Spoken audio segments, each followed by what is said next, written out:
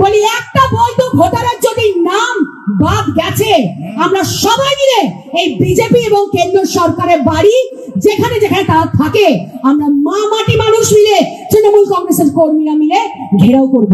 আপনারা দেখছেন বিহারে কি হচ্ছে। আমি কিছু পরিসংখ্যান আছে আমার কাছে, আমি বলি বিহারে যে খসড়া আমরা দেখতে পাচ্ছি ভোটার লিস্টে, মানে আগে থেকেই সমস্ত সেট করে নিয়েছে ওরা। ওখানে কি দরকার ভোট করার? 45,000 ভোটারের নাম অর্থহীন, ভোটারের অ্যাড্রেস নেই, হজাবড়া নাম। 4,21,000 বাড়ির নম্বর শূন্য। কত কত মানুষের নকল ভোটার 5,20,000। 4 লক্ষ বাড়িতে 100 জন করে ভোটার। বুঝতে পারছেন? যারা বুথ এজেন্টরা রয়েছেন, যারা বুথ কর্মীরা রয়েছেন। আর কিছু বাড়িতে নাকি 500 জন 600 জন ভোটারও আছে। কিছু কিছু মানুষের 100-র উপরে বয়স, মানে 2002 থেকে নাকি তাদের নাম নেই, তাদের নাম নতুন উঠেছে। কি দরকার ভোট করার? এইভাবে যদি ভোট করতেই হয়, এটা কিসের গণতন্ত্র আমি জানতে চাই। এটা কিসের ভোটাধিকার প্রয়োগ করা আমি জানতে চাই। বাংলায় এইসব নাটক আমরা করতে দেব না। এখানে তৃণমূল কংগ্রেসের সৈনিকরা রয়েছে, এখানে মমতা বন্দ্যোপাধ্যায়ের সৈনিকরা রয়েছে। একটা বৈধ ভোটারের নাম এখানে যদি বাদ যায়, এখানে তাদের বাড়ি ঘেরাও হবে। এই বার্তা আমি এই মঞ্চ থেকে দিয়ে যেতে চাই। তারা বাংলাকে কিভাবে অপমান করছে আপনারা দেখেছেন সবাই।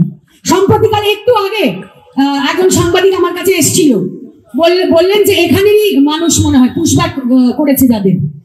প্রত্যেকটা জায়গা থেকে পরিযায়ী শ্রমিকদেরকে কিভাবে হেনস্থা করছে। কেন? রবীন্দ্রনাথ ঠাকুরের ভাষাটা কি ছিল? কাজী নজরুল ইসলামের ভাষা কি ছিল? নেতাজি সুভাষচন্দ্রের ভাষা কি ছিল? স্বামী বিবেকানন্দের ভাষা কি ছিল? নেতাজি সুভাষচন্দ্র যে ভাষায় বলেছিলেন তোমরা আমায় রক্ত দাও, আমি তোমাদের স্বাধীনতা দেব, সেটা বাংলাদেশি ভাষা, সেটা ফরেন ল্যাঙ্গুয়েজ। যদি তামিল ল্যাঙ্গুয়েজ, যদি গুজরাটি ল্যাঙ্গুয়েজ, যদি অন্য ল্যাঙ্গুয়েজ বৈধ হতে পারে, তাহলে বাংলা ভাষাকে বিদেশি বলার সাহস কেন হয় এদের?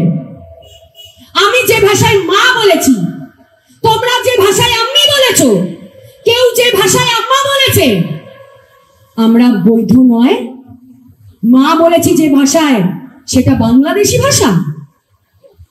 এর জবাব 26-এ আমাদের কড়ায় গন্ডায় কিন্তু বুঝে নিতে হবে।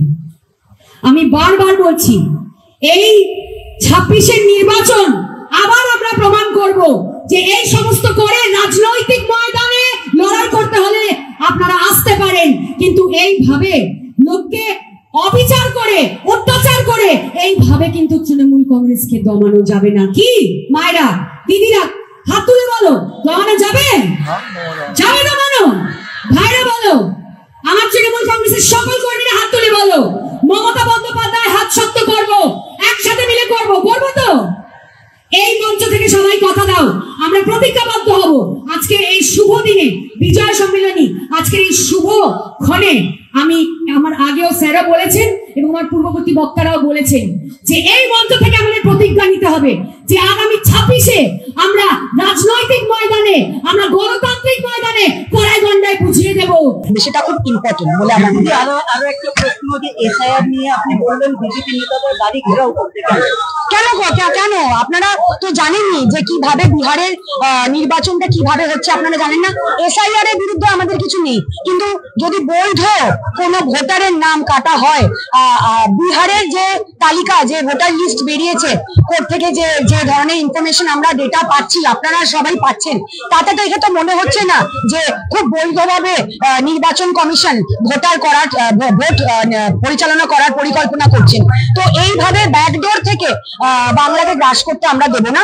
এসআইআর এর নিয়ে আমাদের কোনো মাথা ব্যথা নেই, কিন্তু বৈধ কোনো ভোটারকে বাদ দিয়ে তার নামে এসআইআর যদি করতে আসে, তখন তো আমরা রুখে দাঁড়াবো, তৃণমূল কংগ্রেস রুখে দাঁড়াবো। আমার সবার সাথে কথা হয়, সবার সাথে দেখা হয়, সবাই মমতা বন্দ্যোপাধ্যায়ের সৈনিক, এবং আমরা আগামী মমতা বন্দ্যোপাধ্যায়ের নির্বাচনে, আমরা বিধানসভা নির্বাচনে ঝাঁপিয়ে একসাথে। এসআইআর নিয়ে সায়ন্তিকা অনেক কথা বললো, সায়ন্তিকা দি অনেক কথা বললো। আমি একটু বলি তোমাদেরকে, এসআইআর কখনো কোথাও কেন্দ্র শাসিত কোনো নেতা বা কেন্দ্র সরকার কি বলেছে যে বৈধ ভোটারদের বাদ দেবে? ফার্স্ট কথা আমার বলেনি। দেখো এসআইআরটা এরা যারা টিএমসি করে বা যারা সিপিএম করে যারা, এরা হলো কি এসআইআরটা কোনো মতে যাতে ওয়েস্ট বেঙ্গলে না হয় বা করতে দেব না, এতদিন কিন্তু এদের গলায় এদের মুখে এই সুরটা ছিল, এসআইআর আমরা করতে দেবো না, আমরা এই রাজ্যের সৈনিক, আমরা মুখ্যমন্ত্রী মমতা ব্যানার্জির সৈনিক, আমরা কোনো এসআইআর করতে দেব না। যেই বুঝতে পেরেছে এসআইআর তো হবে, কোনো মধ্যে আটকানো যাবে না, তখন ওদের স্লোগানটা চেঞ্জ হয়ে এটা হয়ে গেছে, এসআইআরে যদি একটা বৈধ ভোটারের নাম বাদ যায় আমরা কিন্তু বিজেপি নেতাদের বাড়ির দিকে তাণ্ডব করব। বাহ, কি সুন্দর। এইবার যখন নেতাদের নাম বৈধ ভোটারের নাম তো বাদ যাবে না, তখন ওরা কি বলবে, পরবর্তীকালে বলবে আমরা বলেছি বলে এই রাজ্যের হিন্দু মুসলিমদের নাম বাদ যায়নি, না হলে কেন্দ্র সরকার সব ভোটারদের নাম বাদ দিয়ে দিত ভোটার লিস্ট থেকে। এরপরে তাদের বক্তব্য এটাই থাকবে, আমি অ্যাডভান্স বলে দিলাম। এরা বলবে যে আমরা বলিনি বলেই কেন্দ্র সরকার এসআইআর এর মাধ্যমে কোনো বৈধ ভোটার বা কোনো বৈধ ভোটের নাম বাদ দিতে পারেনি, শুধুমাত্র আমাদের জন্য, ক্রেডিট আমাদের। এর আগে বলেছিল এসআইআর আমরা করতে দেব না, আমরা হলো এই রাজ্যের বাংলার সৈনিক, আমরা এসআইআর করতে দেব না, সারা বিশ্বে হোক না, অসুবিধা নেই, বাংলায় এসআইআর হবে না, বাংলায় আমরাই ক্ষমতায় আছি। কিন্তু ওরা জানে না যে ক্ষমতার থেকেও বড় ক্ষমতা হলো কেন্দ্রের থেকে বড় ক্ষমতা হলো জনতা। এসআইআর আমরা করতে দেব না, এসআইআর আমাদের বাংলায় হবে না, বলেছিল না মমতা ব্যানার্জি, অভিষেক ব্যানার্জি, সায়ন্তিকা, আরও অনেকেই বলেছিল এসআইআর আমরা করতে দেবো না বাংলায়। পেরেছে বন্ধ করতে? পেরেছে? পারেনি। এখন তাদের সুরটা চেঞ্জ হয়ে গেছে আর কি। এখন সুরটা চেঞ্জ হয়ে এটাই হয়েছে, এসআইআরে যদি একটা বৈধ ভোটারের নাম বাদ যায় তবে কিন্তু আমরা বৃহত্তর আন্দোলন করব, দিল্লিতে 1 লাখ লোক নিয়ে গিয়ে আন্দোলন করব, আমরা আমাদের রাজ্যে বিজেপি নেতাদের বাড়িতে গিয়ে আন্দোলন করব। এটা কি মামা বাড়ি? আমার মনে হয় এরা বৈধ ভোটার কাদের মনে করে জানো, যারা মনে করো আজ থেকে 5 বছর আগে মরে গেছে, বা আজকে 10 বছর আগে মরে গেছে, বা 20 বছর আগে মরে গেছে, তারাও এখন এদের চোখে বৈধ ভোটার। এই মনে করো না যারা 2 দিন আগে বাংলাদেশ পাকিস্তান থেকে এসছে, এরাও এদের চোখে বৈধ ভোটার। ভোটটা তো এদেরই দেয় না, আধার কার্ড ভোটার কার্ড এদের নেতারাই বানিয়ে দিয়েছিল। যারা মনে করো এইখান থেকে, এই রাজ্য থেকে, আমাদের রাজ্য থেকে তারা ঘর রেখে সব পালিয়ে গেছে আমেরিকা, দুবাই, সৌদি আরব, ইউক্রেন, এইসব জায়গায় চলে গেছে, অনেকেই গেছে, আমাদের ওয়েস্ট বেঙ্গল থেকেও গেছে, প্রচুর লোক গেছে, আর প্রত্যেক বছর যায়ও প্রচুর লোক, তারাও এখনও বৈধ ভোটার। এরকম অনেক জায়গায় দেখা যাচ্ছে যে একটা হিন্দু পাড়ায় 50টা লোক থাকে, সেই হিন্দু পাড়ায় দেখা যাচ্ছে 10টা মুসলিম লোকের নাম। কিভাবে হলো এটা কেউ জানে না, কে করলো এটা কেউ জানে না, অথচ ওই পাড়ায় ওই মুসলিম ব্যক্তিরা না কোনোদিন এসছিল, না কোনোদিন ছিল, না পূর্বে ছিল, না এখনও আছে, কিন্তু তাদের ভোটার লিস্টে তাদের নাম আছে। শুধু তারা আসে ওই যে ভোটের দিনকে আসে, কোনো এক তৃণমূল কংগ্রেসের হাতের ছোঁয়া হয়ে আসে, একবারে 10 জনই তৃণমূল কংগ্রেসের হাতের ছোঁয়া, কোনো এক তৃণমূল কংগ্রেসের নেতার হয়তো হাতের ছোঁয়ায় এসে এই 10টা ভোট ওখানে দিয়ে চলে যায়। আসেও কি তারা ওই নামক কোনো মানুষ আছে? আর যদি সত্যি ওই নামক কোনো মানুষ থেকে থাকে তাহলে ওই পাড়ায় কেন থাকে না, ওই পাড়ার লোকরা কেন চেনে না? এসআইআর এর মাধ্যমে হলো ভোটার অধিকার পুরো ঝাড়াই করা, সাফ করা। এরকম ভুয়ো ভোটার জায়গায় জায়গায়, এলাকায় জুড়ে আছে। প্রত্যেক এলাকায়, এমন কোনো এলাকা নেই যে এলাকায় ভুয়ো ভোট নেই, সব জায়গাতে আছে। তো এগুলো কি বন্ধ করা, এগুলোকে কোনো মতে আটকানো, এটা উচিত না। এটার জন্য তো এসআইআর সংশোধন করছে, ভোটার অধিকার সংশোধন করছে, এটা তো ভালো। কিন্তু তারপরে ওই যে চুলকানোর একটা ব্যবস্থা রাখতে হবে তো পাশে। আমি যতই ভালো কাজ করি না কেন, কেউ না কেউ থাকবেই ঠিক আমার কাজ নিয়ে সমালোচনা করার জন্য, শুধুমাত্র সে একটু প্রপার্টির জন্য, শুধুমাত্র সে একটু ফ্যান, শুধুমাত্র সে তার একটু সোশ্যাল মিডিয়ায় তার যে একটা ট্রেন্ড বজায় রাখার জন্য। বলতে তো হবে কিছু, ভালো বলি মন্দ বলি সেটা বড় কথা না, বলতে হবে, এটাই বড় কথা। এখন এই জন্য এরা বলছে এসআইআর যদি কোনো রকম কোনো বৈধ ব্যক্তির নাম বাদ যায় তাহলে কিন্তু আমরা বৃহত্তম আন্দোলন করি। এখন দেখি এসআইআর তো সবে শুরু হলো, 2 দিন হলো, এখন দেখি এসআইআর সত্যি কি বৈধ ব্যক্তিদের নাম বাদ যায়, নাকি এরপরে এরা বলবে যে না না এসআইয়ের বৈধ ব্যক্তিদের নাম বাদ যেত, শুধুমাত্র আমরা আন্দোলন করেছি সেই ভয়তে বিজেপি এসআইয়ের থেকে বৈধ ব্যক্তিদের নাম বাদ দেয়নি। নাহলে আবার এমন দেখবো না তো আমরা যেসব রোহিঙ্গা, অনেকে আবার রোহিঙ্গা বলছে কোথায় আছে রোহিঙ্গা, আরে ভাই মানে কি বলবো, অনেকে আবার অনেক সাংবাদিকরা এরকম বলে কি যে রোহিঙ্গা কোথায় থাকে আমাদের ওয়েস্ট বেঙ্গলে, রোহিঙ্গা কোথায় থাকে না, রোহিঙ্গা প্রত্যেকটা এলাকায় থাকে। আর রোহিঙ্গা যারা তারা তো আর মানে চারটে চোখ থাকবে না, তারা আমাদের মতনই মানুষ থাকবে, ঘুষপেটিয়া, তারা আমাদের মতনই মানুষ থাকবে। তারা এসে কি করবে, তারা এসে এই যে আমাদের কাজগুলোকে খাবে, আমাদের জমিগুলোকে খাবে, আমাদের খাবারগুলোকে খাবে। এতে কি হবে, এতে আমাদের ইন্ডিয়া বা আমাদের ওয়েস্ট বেঙ্গলের ডেমোক্রেসিটা নষ্ট হবে। কি নষ্ট হবে, মনে করেন আমাদের এখানে 50 জন লোক থাকে, এই 50 জনের মধ্যে যদি 50 জন লোক থাকে, এখানে 50 জন লোকের কর্মসংস্থান আছে, 50 জন লোকের মধ্যে পর্যাপ্ত পরিমাণ খাবার আছে, 50 জন লোক যদি রাস্তাঘাটে ঠিকঠাকভাবে চলাফেরা করতে পারে, রাস্তাঘাট ঠিকঠাক আছে, এই 50 জনের যৌন জায়গায় যদি বাইরে থেকে 100টা লোক এখানে ঢুকে যায় তাহলে হয়ে গেলো 150 জন। এখন 50 জনের খাবার যদি 150 জন খাবে কীভাবে, এখন এই 50 জনের জায়গায় যদি 150 জন একই রাস্তায় গাড়ি চালাচল করে রাস্তা জাম হবে। এই 50 জনের জায়গায় যদি 150 জন কাজের জন্য ভ্যাকান্সি খুঁজে, তখন কাজ কীভাবে পাবে? কাজ তো ছিল 50টা, সেখানে যদি চলে আসে আরও 150 জন, আরও 100 জন চলে আসে এক্সট্রা, তাহলে কীভাবে দেবে সরকার কাজ? তারপরে তারা এখানে এসেই থেমে থাকছে না, এসেই আবার 100 জন থেকে 1 বছরের মধ্যে তারা বৃদ্ধি করে ফেলছে 150 জন, মানে বাচ্চা কাচ্চা বানিয়ে। আর এটা পুরোপুরি এরা জানে যে আমরা যদি কোনোরকমভাবে ভোট থেকে হারি, তাহলে এতদিন তো সিনেমায় কোনো কাজ ছিল না, সিনেমায় তো কাজ নেইও, এখন সিনেমা চলছে না, সিনেমায় কাজ নেই, আমাদের কাজকর্ম নেই, এখন এই পার্টি করে এমএলএ টেমএলএ হয়েছে, এখান থেকে প্রায় লাখখানিকের উপরে স্যালারি আমরা পাই, হতেও পারে ভাই লাখখানির উপরে স্যালারি পাই, সেটা দিয়ে আমরা চলছি, ভাষণ দিয়ে চলছে, বিন্দাস চলছে লাইফ। এখন যদি কোনোরকমভাবে এই পার্টি চলে যায়, কি হবে আমাদের? কেউ মানে কুত্তায়ও বুঝবে না রাস্তা দিয়ে গেলে, তখন আমাদের কি হবে?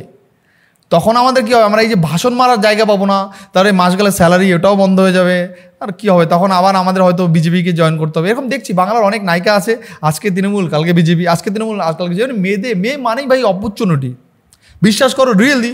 এই সায়ন্তিকা, সায়নী, এরকম অনেক নায়িকারা আছে, নায়িকা বলা যায় এদেরকে, নায়িকাই বলো, তো নায়িকা ধরেই চলছি। এরা না যদি কালকে বিজেপি ক্ষমতায় আসে, একদম সবার ফার্স্ট বিজেপি এদেরকে ক্ষমতা দলে নেবে, সবার ফার্স্ট। তুমি তো নিজেও বিজেপি কর্মী না, তোমার জায়গা নেই, এদেরই সবার ফার্স্ট বিজেপির জায়গা।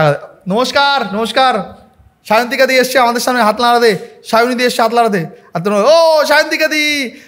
এবার তার একটা বক্তব্য যে তৃণমূল এই রাজ্যের ভাইরাস, তৃণমূল এই রাজ্যে অনেক ক্ষতি করেছে, আমাদের ব্ল্যাকমেল করে তৃণমূল করিয়েছে, আমরা বুঝতে পারিনি, কি করব বলুন, আমাদের অনেক ব্ল্যাকমেল করেছে, কিন্তু আমরাও চাইছিলাম যে এই রাজ্যে তৃণমূল পাল্টে যাক, আমরাও চাইছিলাম, কিন্তু কি করবো বলুন, আমাদের ব্ল্যাকমেল করেছে, আমাদের এই ওই বলেছে, হাজারো রকমের এক্সকিউজ দেখিয়ে, হাজার রকমের এক্সকিউজ দিয়ে, আর তোমাদের বোকাদের মন জিতে নেবে এরা। তোমরা যে বোকা, তোমাদের বোকাদের মন জিতে নেবে এরা, তারপরে কি তোমরা আবার এদেরকেও ভোট দেবে? এখন ঠিক যেমন তৃণমূলে ভোট নেয়, তখন আবার ভোট নেবে বিজেপিতে এসে, তোমাদের ভোটগুলো নেবে ভাই, তোমাদের ভোটগুলো নেবে। হাস্যকর হলো, এটাই সত্যি। দেখলাম কয়েকদিন আগে রাজন্না হালদার বিজেপিতে নাকি এখন নাম লিখাবে, এরকম একটা ভাবসাব চলছে ভাই, এরকম একটা ভাবসাব চলছে, রাজন্না হালদার নাকি এখন বিজেপিতে নাম লেখাবে, মানে বুঝতে পারছো? আরে তোমরা গর্ধব মূর্খরা সারা জীবন গর্ধব মূর্খই থাকবে, স্টেজের নিচে বসে ওদের বক্তব্য শুনবে আর হাততালি বাজাবে, আর তোমাদের খাবার দিলে দেবে, না দিলে না দেবে। আর ওরা এতদিন ওই দলে বসে বক্তব্য দিচ্ছিল, আবার এই দলে এসে ঠিক ওরাই আবার বক্তব্য দেবে, আর তোমরা গর্ধব মূর্খ ছিলে, আছে, থাকবে। আজকে খুব রাগ হয়, জানো তো, রাগ হয় কি বলো তো, এই নিচু কর্মী। আমি তো পার্সোনালি কোনো পার্টি করি না, আমি একদম কোনো পার্টি পছন্দই করি না, আমি করি না, আর আমার মনে হয় না ভবিষ্যতে হয়তো কোনো দিন কোনো পার্টি, যদি কোনো রকম কোনো সিচুয়েশান না আসে, আমার ইচ্ছা নেই। তো এই যে আজকে খারাপ লাগে জানো তো, আজকে এই নেতা নেত্রীগুলো আমরা দেখেছি সিপিএমের সময়, আমি তখন একদম ছোট ছিলাম, একদম ল্যাংটা বয়স ছিল তখন আমার, তো দেখেছি ভাই যারাই তৃণমূল করতো তারাই আজকে বিজেপি, যারাই আজকে বিজেপি করছে তারাই আবার তৃণমূল। এই তো বিগত 4-5 বছরে তো একটু বুঝি, তো দেখছি আজকে যদি বিজেপি বা অন্য কোনো দল ক্ষমতায় চলে আসে, এই সব মেয়েরা, এই সব নায়িকা বলো, এইসব নেতা নেত্রীরা, এরাই সবার ফার্স্ট এসে তোমার দলে নাম লেখাবে, আর তুমি এদেরকে হাততালি দিয়ে ঝান্ডা নিয়ে গিয়ে ভোটটা দেবে। হয় বলছি না, হতেও পারে ভাই। তো যাই হোক বন্ধুরা, তোমরা জানাবে তোমাদের এই বিষয় নিয়ে কি মতামত, কি বক্তব্য। নেক্সট আবার দেখা হচ্ছে অন্য কোনো ভিডিও, অন্য কোনো পর্ব। আজকে এখানে শেষ করছি। বাই বাই, ভালো থেকো, সাবধানে থেকো, সেফ থেকো। আর একটু অন্ধভক্তটা সাইডে রেখে দিয়ে, অন্ধভক্ত বন্ধ করে যেটা চোখে দেখছো সেটাই সবসময় বিশ্বাস করো না, নিজে থেকে বিবেক বিবেচনা দিয়ে বিশ্বাস করো। তাহলে হয়তো তোমার মতন যদি সবাই বিশ্বাস করতে শুরু করে দেয়, মানে নিজের বুদ্ধি খাটিয়ে, মাইন্ড খাটিয়ে, তাহলে হয়তো আমাদের দেশটা অনেক সুন্দর হবে, আমাদের রাজ্যটা অনেক সুন্দর হবে, আমাদের রাজ্য সুখ শান্তি, এখন তো অবশ্যই আছে সুখ, তো এর থেকে আরও 10 ডবল সুখ হয়তো রাজ্যের মানুষ পাবে বা বাড়বে। তো বন্ধুরা আজকে এখানে শেষ করছি। বাই বাই, ভালো থেকো, সাবধানে থেকো এবং সেফ থেকো। আবার ঠিক দেখা হচ্ছে 2 ঘন্টা পর। বাই বন্ধুরা।